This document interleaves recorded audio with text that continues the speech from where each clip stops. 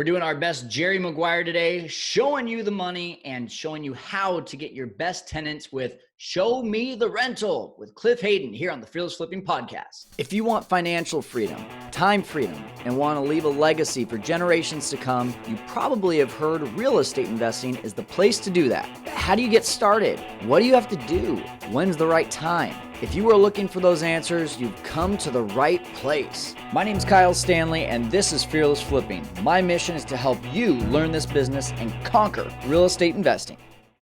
Hey guys, welcome into another episode of the Fearless Flipping Podcast. I'm Kyle Stanley, and today, like I said, we are showing you the rental. Cliff Hayden was a super busy real estate investor, and he also had a general contracting business. He was really getting pulled in a lot of different directions a while ago, and basically he kind of got down to this point where it was like, hey, what's more important, money and business or family? And he had to make a decision. So in order to do that, in order to help more people too, he decided to create this tool called Show Me the Rental, which is basically helping you as a property manager to take away tons of time with tenant placement. So we're going to get into that. We're going to get into Cliff's story. But before we do, I do want to make sure that you are checking out our YouTube channel. If you haven't already, make sure to like, subscribe, and comment.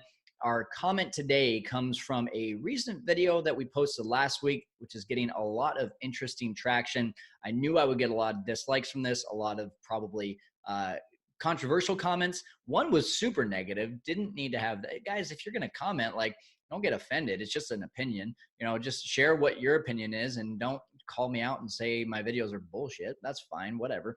Anyway, so if you want to go see that comment, go for it. It's on the video called Is Dave Ramsey Keeping You Poor?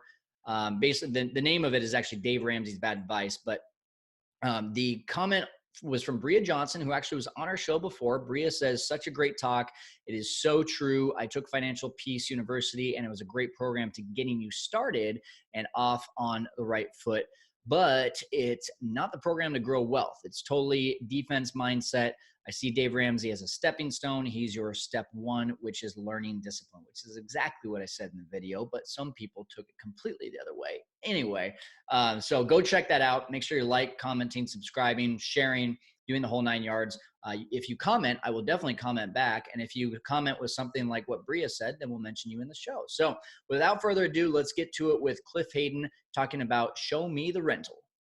Hey, you guys are going to enjoy this show today, not just because of the story, but Cliff Hayden coming in from Louisville, Kentucky. He's got the accent to go along with it. I love that Southern accent. So Cliff, thanks for being with us today.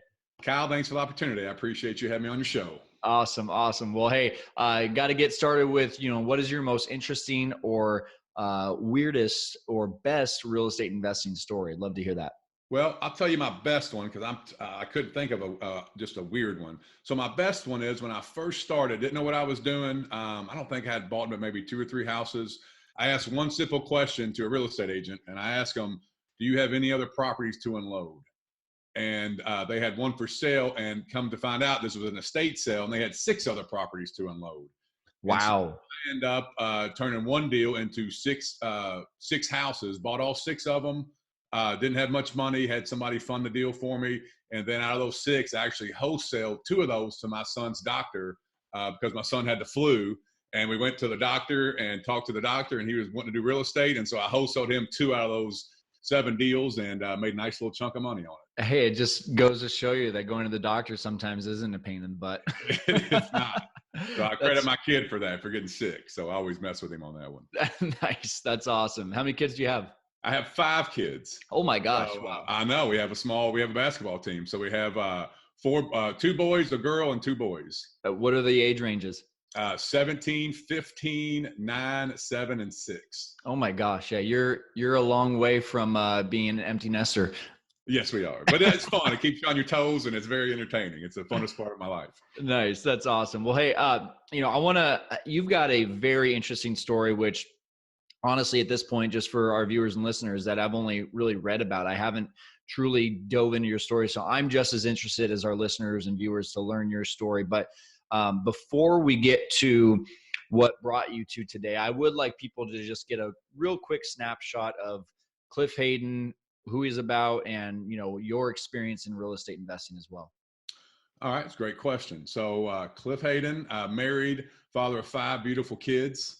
Um, I'm a full-time real estate investor. I got my hands in a little bit of everything from wholesaling, rehabbing. I'm big in the tax-free IRA investing right now and solo 401k. Nice.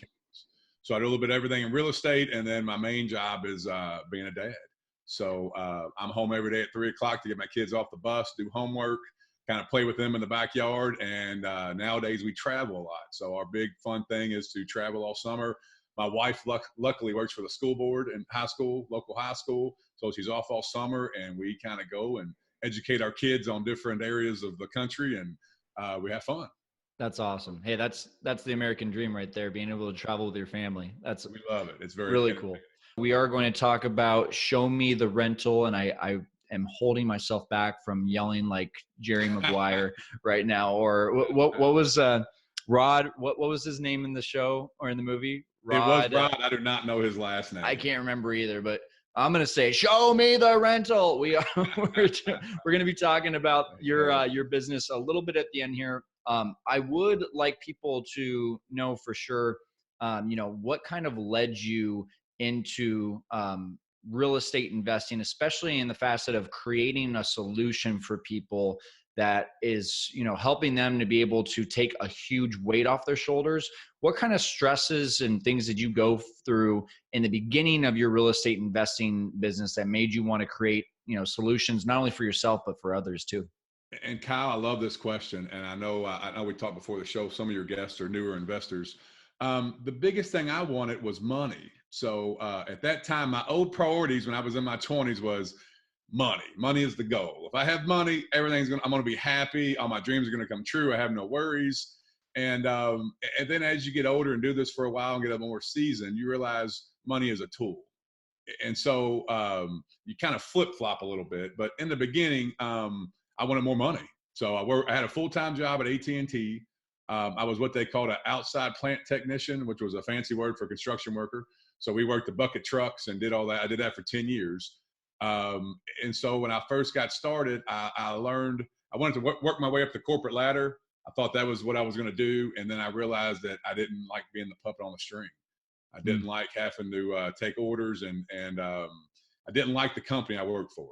I didn't think they treated us very well. And so I started looking for something else to do. I always liked working on stuff. And so I thought, I'll buy a couple houses and fix them up. And I knew you could do that. I had no idea what rental houses were at the time. I didn't know you could do that. I actually learned about real estate, rental houses through my brother-in-law who was in the Army. So he was over in Iraq. And when they came back, he introduced me to a guy named Robert Kiyosaki. Oh, yeah. So I started reading Rich Dad Poor Dad. I started playing that game Cash Flow. And then I just got, I call it the hamster and the wheel just started running. And so I was like, you can really do this stuff? I had no idea that people did it. This is what they're living. This is what they did for their lifestyle. And so I started at AT&T. I had a good job and I had some money saved up. I was a young kid at the time and making good money. And so I signed up for Robert Kiyosaki's coaching class, and bought a duplex, which was a horrible deal, by the way. So the coach didn't know much more than I did that told me to buy it. And but it worked out in the process of buying that. I learned about a local real estate club we have.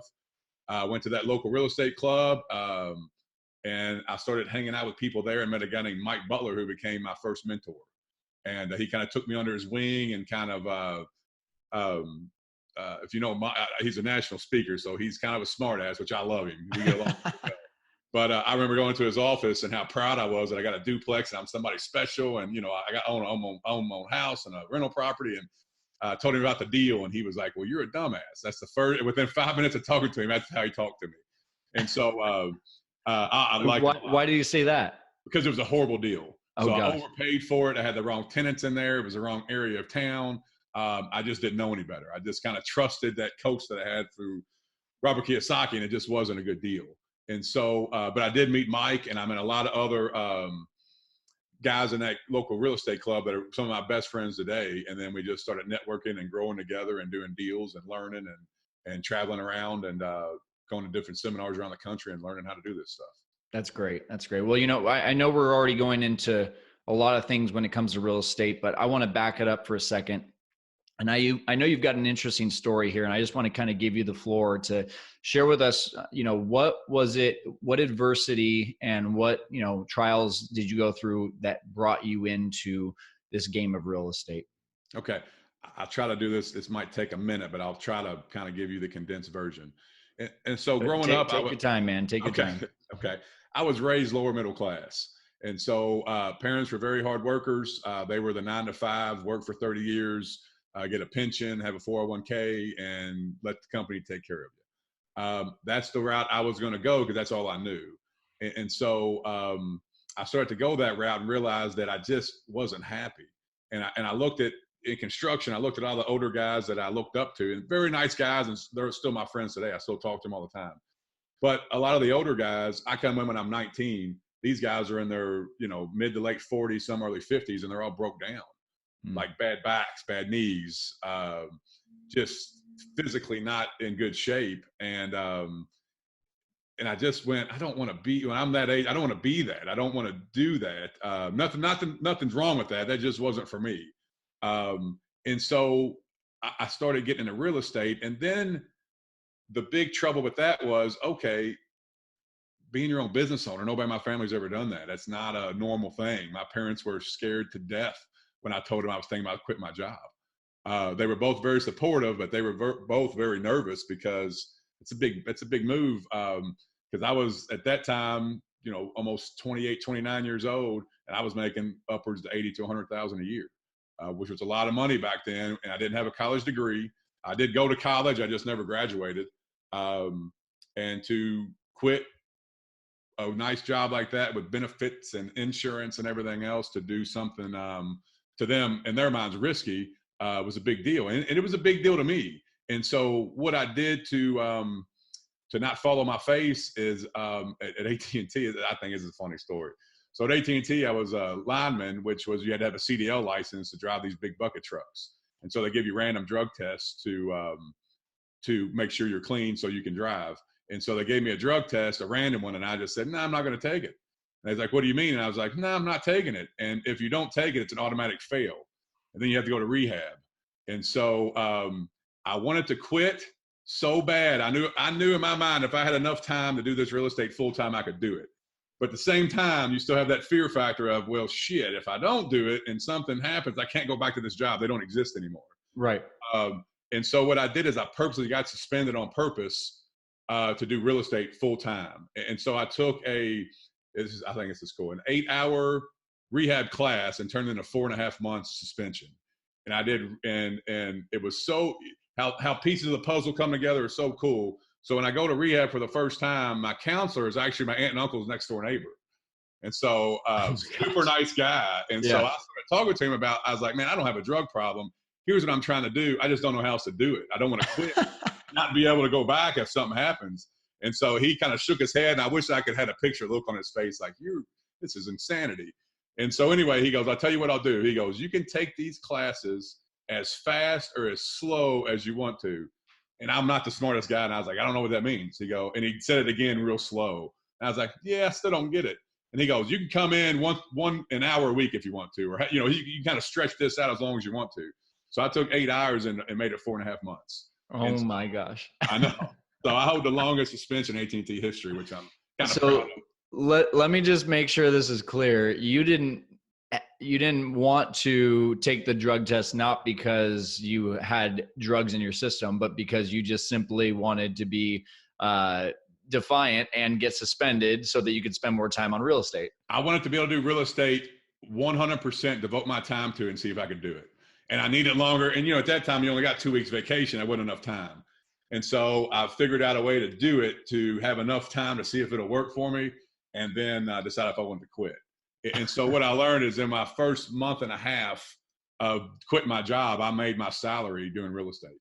Wow. I made my salary that first month and a half. And I was like, you know what? I think this will work. And so I ended up quitting, 3 months later after that. So let's go back to either right before that suspension or maybe during the time of that suspension. Talk about some of those deals that were maybe like aha moments of, wow, I really can do this full time, or that kind of propelled you to that next level. So the first that when we first started this interview, that big package deal, that was the first aha moment. Like, holy shit, this stuff really works. You can actually make money at this. And so, how that deal was structured is I literally had $3,000 in my account at that time. And so I didn't have hardly any money to buy these houses. My mentor, Mike, at the time, we sat down and wrote up an offer, and the offer was like right at $500,000. And I was scared to death because I was going, I have 3,000. I don't understand how this works. And so one of the biggest pieces of advice he gave me that still sticks to me today is if you find a deal, you'll find the money. And I've lived by that. And even I didn't have money, I'll put deals together because I know if it's a deal, I can go find the money. And so I actually found a private bank, a local bank, to loan me the purchase price money.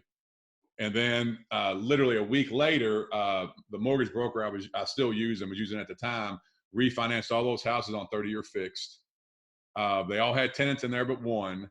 And then literally 2 weeks later, I sold two of those off to my son's doctor, like I told you earlier. Right.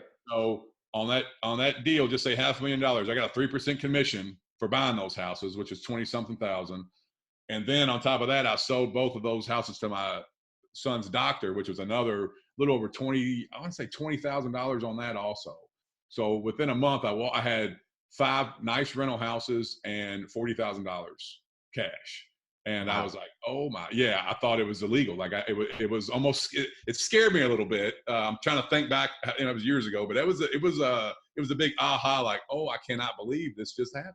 It was very cool. And I was so excited. And that's what kind of got me hooked. So I want to go back to what you said there. You had $3,000 to your name and the deal was $500,000. Am I hearing that right? Yep. There's so many people that say, I don't have the money, so I can't get started in real estate, or I don't have the resources to find the money. There's no way I can get started in real estate. For those people, I heard you kind of hint at it, that you kind of felt that way too. And then it sounded like because of a mentor, you were able to kind of get past that. But just talk about some of those doubts that you went through when you're looking at this $500,000 deal and you've got barely enough money to your name to be able to even survive, a month without a job. So, how did that feel? What did that look like?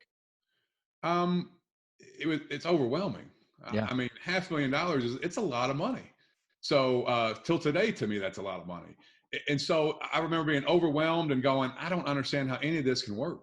Like, I don't have the money. At that time, I was just learning how to buy houses. So I didn't know it at the time. I don't know how to manage houses. I don't know how to do taxes. There were so many pieces of the puzzle I didn't know. And you basically, I don't know if it's stupidity or love. I think it's a little bit of everything. I just was like, you know what? What's the worst that's going to happen?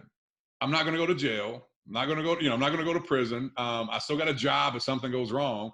What's the worst that's going to happen? Let's just do it. So I just kind of dove in, stopped analyzing, and just said, okay, let's roll the dice and see what happens. And I think with new people, there's got to come a point in your investing career that if you believe in yourself and believe you can do it, you got to roll the dice. You got to play. You got to jump in there. And like Nike says, you just got to do it. I mean, there comes a time where you just got to get off the bench and get in there and do it.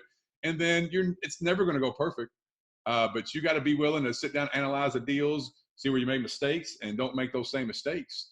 And get a good team around you. We said that earlier, and good systems in place. And it's not a hard game to play once you learn how to play it. Hey, Fearless Flipping community, we are taking a quick break from the podcast to talk about Airbnb. For those of you that don't know, I have built much of my residual income around Airbnb, despite a lot of other investors being really excited about long-term renters. I was not. I saw an opportunity with Airbnb to get to my goals faster, to get more cash flow, and to pay off my houses quicker too. So instead of being really happy like a lot of other investors are with $200 to $300 of cash flow every single month, I've turned my renters and rentals into over $1,000 on average of cash flow every single month. So if you want to learn more about Airbnb, my systems, where I pick my Airbnbs, how I communicate with guests. Maybe you've already got Airbnb as a business on the side right now, but you want to take it to the next level. I am absolutely here to help you. You can book a free consultation with me about Airbnb. Learn more by booking at fearlessflipping.com. haydenflip.com/consultation, and you get me for 30 minutes for free. That's right, 30 minutes absolutely free. And that's, once again, fearlessflipping.com/consultation. And I'm looking forward to helping you conquer Airbnb investing. Were you surprised how easy it was to find the money? I was. I did not know that banks, but what I didn't understand at the time is the LTV. So the houses were all worth a little over $100,000. I was buying them for, 60 something. And so they had a big spread in there. So I was going, well, yeah, they're still covered. If something goes wrong, they can still sell them and get their money or make a little bit on them. There was a ton of equity in them. And they were already cash flowing. So debt to income wise on my, getting a loan wasn't a big deal because my income just went up, a few $1,000 a month. So, stuff you don't know what you don't know. So you just kind of got to trust a little bit. And I just, jumped in feet first. That's great. So you've been doing this for 12 years. In the beginning, it sounded like you were just looking for any deals that were coming across your way, whether that be a wholesale, a rental, a flip. Where was your focus at then? Where's your focus at today? Kind of take us through that transition. All right. Great question again. So I didn't know what I was doing when I first started. So I did have a mentor. I was buying a lot of rental houses. The big mistake I made is I was buying rental houses that were only cash flowing, 150, 200 bucks in not great areas. So what I've learned now is in those areas, those are cash flow houses. So you buy those houses based on cash flow. And then if you're going to give up some cash flow, then you want to buy in a neighborhood that has appreciation. Or a stable neighborhood, a big home, where there's mostly homeowners, not a lot of rental houses, nice brick ranches. So my goal when I first started was to just buy some rental houses, and if I can buy 10 or 15, keep my full-time job. I got a nice, great retirement fund when I go to retire, and I got more money than I can spend. Things, everything changes, evolves as time goes by. And when I stopped liking my job, I decided, I'd rather do this full time than keep my job. And so the mistakes I made in the beginning was paying too much for the wrong type of house. And so what had happened is just time fixes everything. So if you pay too much for a house, time fixes it. If you rent it too low, time fixes it. So time fixes a lot of your problems if you can hang on there and be persistent and keep your head afloat. And so what my story was when I quit my job, I actually went to work for a mortgage broker in town, a guy named that specialized in foreclosures. And so I thought, man, if I could do that, I could buy some of these foreclosures and do all this different things for hit the market and everything else. Well, what that led to was I became a pretty big buyer's agent in foreclosures. And so it just happened to be that was 2007, 8, 9, which was at that time, everybody knows that's when the market crashed. And so foreclosures were going through the roof.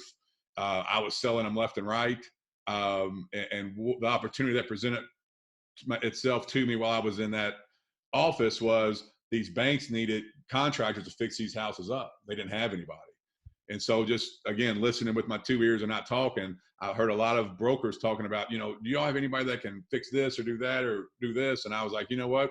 I got guys that can do all that. And so then I started a general contracting company. Wow. So from 2007 through about 2000 and I want to say 12, 13, I ran a general contracting company and started fixing up a ton of foreclosures throughout our town. And so I got lucky and got in with 3 of the biggest real estate foreclosure agents in our town and was doing all of their remodels on the foreclosures they were listing.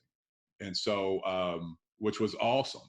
And so the only problem was financial wise, it was awesome. I was making a lot of money. I was working a lot of hours. I tell this story several times, and I literally lost about 2 or 3 years of my life because that's all I did was work. Wow. And so I'd work from sun up till sundown. I'd come home. It caused a lot of problems at home because my wife wasn't happy. My kids weren't happy.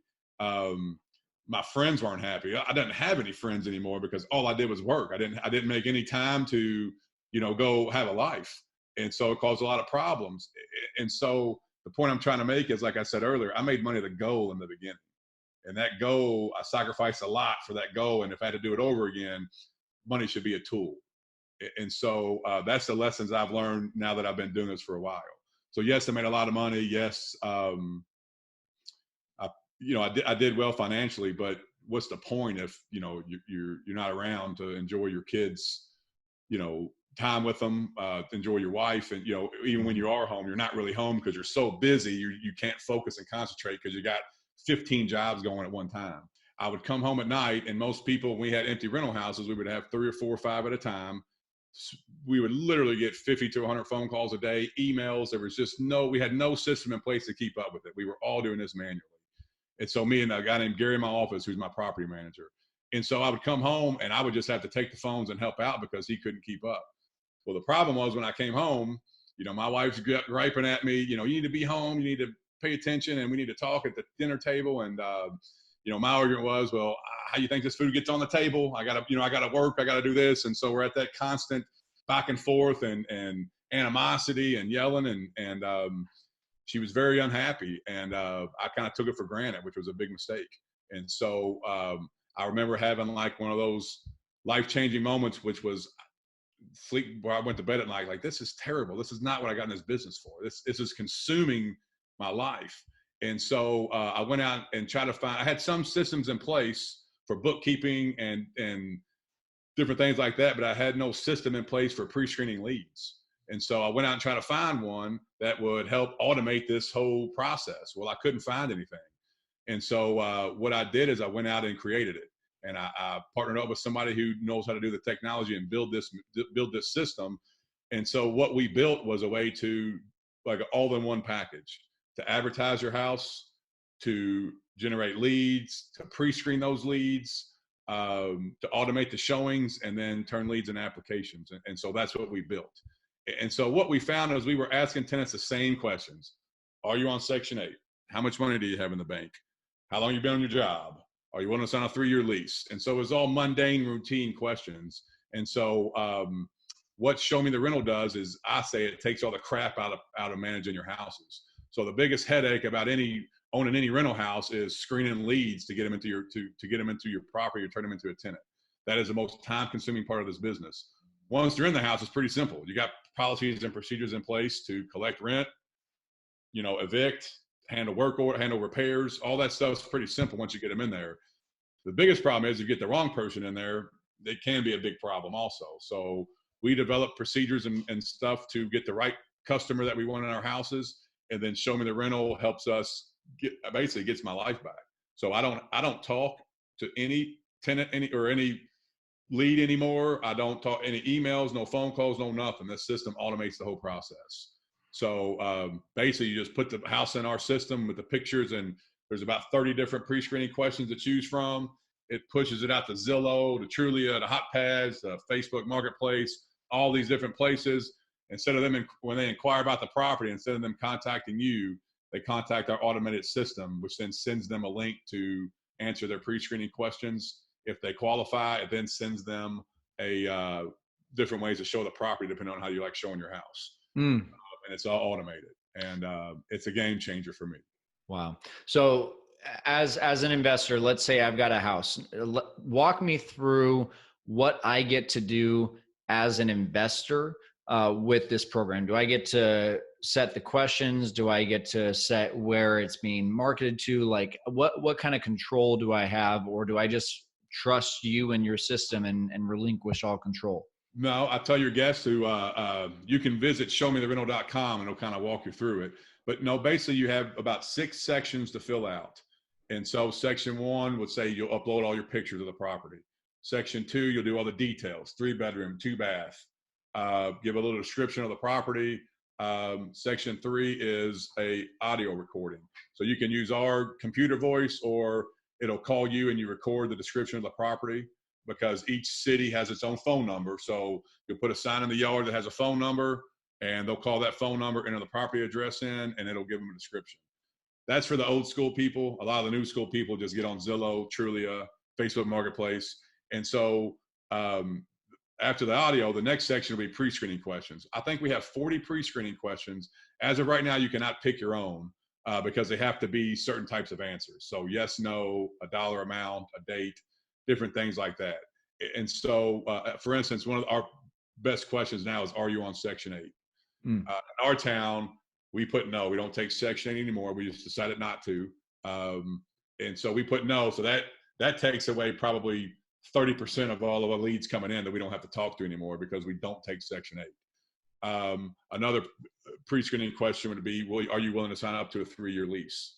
If they put no, they don't qualify for our house. So we don't have to talk to them. And then it just kind of goes through all these pre-screening questions. We tell everybody to pick between 3 and 5. That'll get them good enough to know if you want to let them go see the house. From there, it'll send them, once they qualify, the system sends them a link to go view the house. You set up how you want to show it. You can show it via a lockbox, come to your office, send out a key, an open house. There's people in our town, which I don't do it, but some people around the country do it. They actually meet the people at the house and show them the property themselves.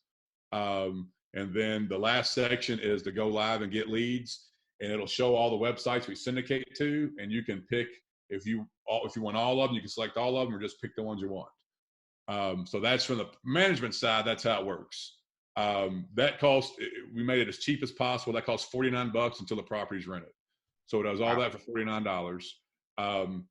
From the tenant side, we also build what we call a cross-reference database. So one of the problems we had with tenants, tenants get very mad in our town when they don't qualify to go see a house, and they go see it, they fill out an application, and then they don't get the house. They're very tired of that and frustrated. And so what this system does, if they don't qualify for my house, but say my buddy Duffy has a house in the system and they qualify for his house, it'll automatically send them to his house. And so what the tenants do, what we recommend, and we market to them on Facebook, to fill out a tenant profile. And they fill out a tenant profile about themselves, phone number, emails. They answer all the questions, and then we match them up with properties they're already qualified to go see. And so what that does is save them time and energy and money on looking for houses that they can't get. And so they really like it because there's not a lot of people that help them.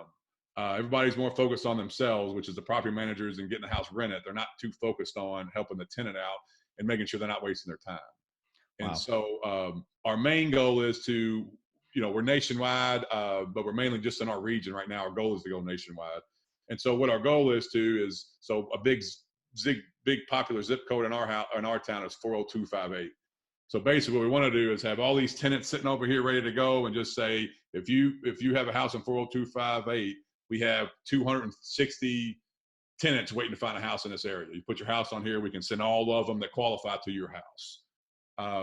So it just takes a lot of the stress out of renting your house. So let me make sure I understand. It's $49 per month until just $49 flat fee till it's rented. Wow. Okay.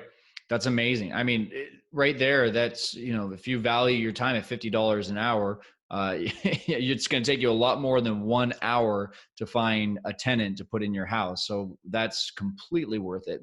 I think that's one of the things, Cliff, that I didn't even think of when I first got into real estate investing. You hear about property management all the time, but you don't hear about tenant management, tenant placement.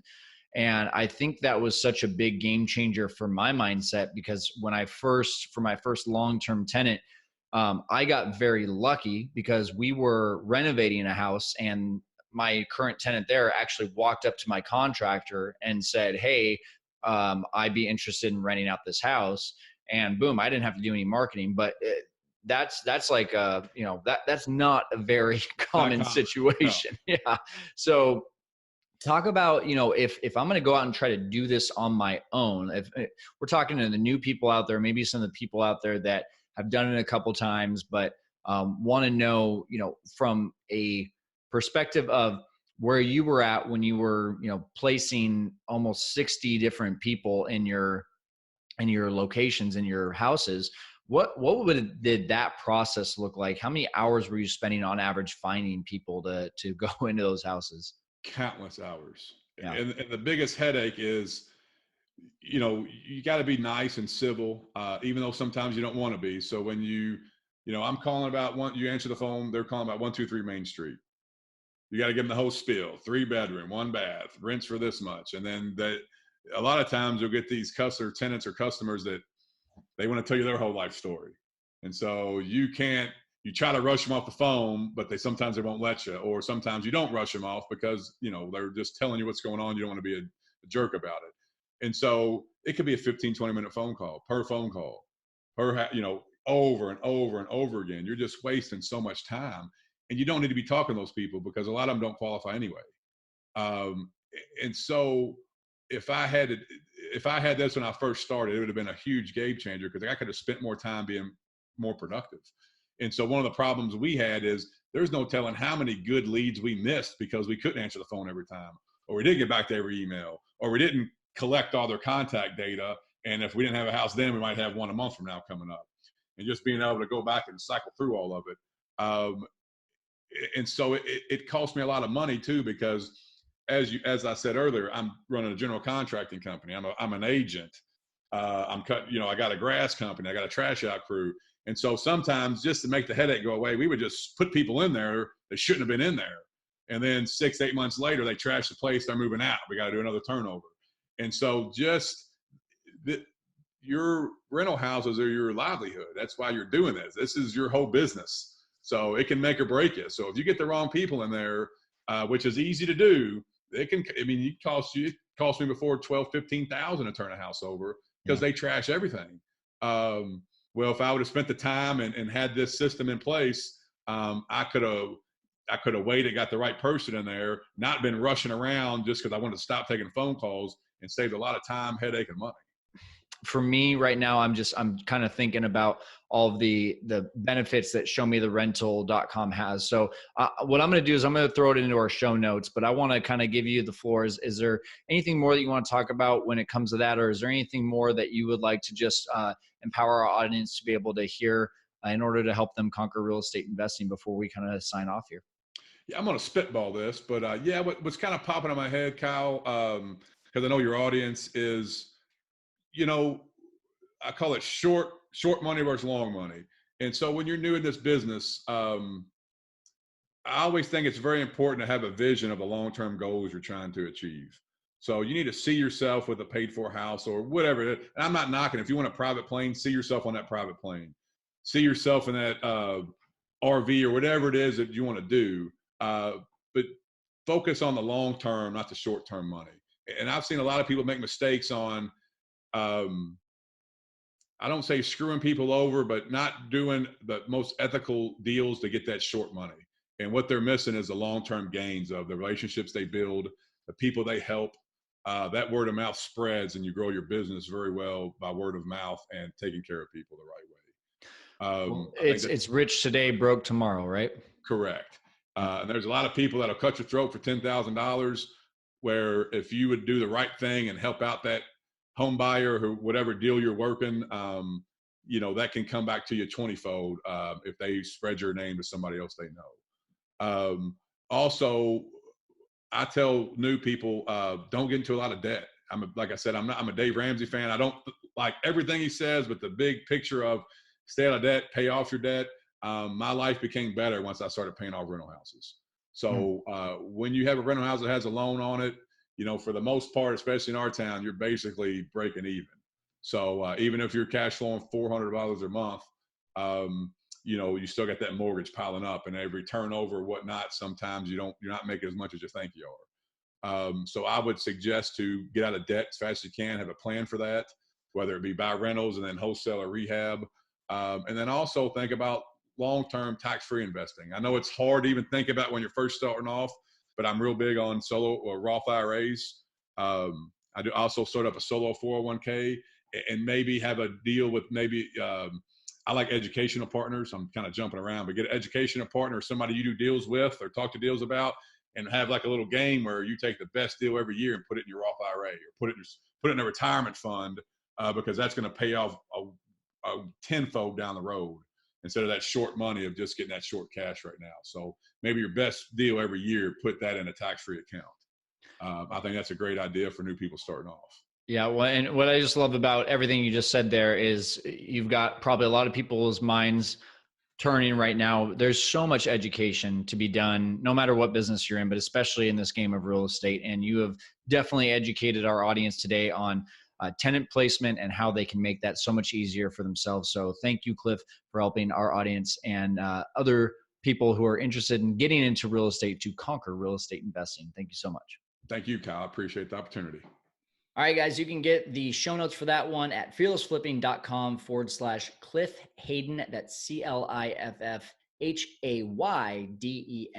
And you can check out Show Me the Rental. You can check out that story that he just shared with his entire, what I really like there is what he talked about with money is not the object. It's not the goal. It is a tool. And when you start viewing money as a tool, it stops becoming that goal and that objection, or that destination, I should say, where everyone thinks, oh, I'm going to be happy when.